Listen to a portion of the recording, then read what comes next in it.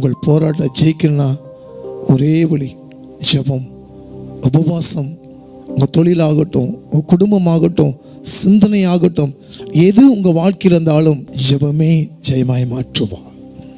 ஏன் நம்ம ஜெயிக்க முடியல? நம்ம சுயத்தை நிற்க முடியல. ஏன் தோல்விகள்? அந்த இடத்துல கத்தரை வச்சு பாருங்க. திருமண காரியமாகட்டும், வேலை காரியமாகட்டும், சொந்த தொழிலாகட்டும், ஏன் நஷ்டம்? திராணிக்கு மேல உனக்கு சோதிக்கப்பட மாட்டார். ஒரு பிரச்சனை வந்தாலும் அதை சமாளிக்கக்கூடிய கிருபை தேவன் கொடுப்பார். சோதனையை சகிக்க மனுஷன் பாக்கியவான். ஒரு சோதனை வந்தால் ஒரு சாதனை வரும். ஒரு தோல்வி வந்தால் தான் ஜெயம் எடுக்க முடியும்.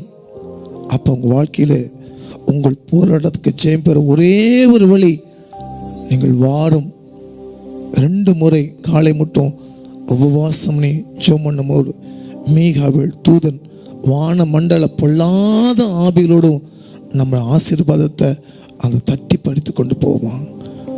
தேவனிடத்திலிருந்து அந்த வார்த்தையை பெற்றுக்கொள்ளும்படியாக மீகாவேல் தூதர் உங்களுக்கு துணை அனுப்பார்.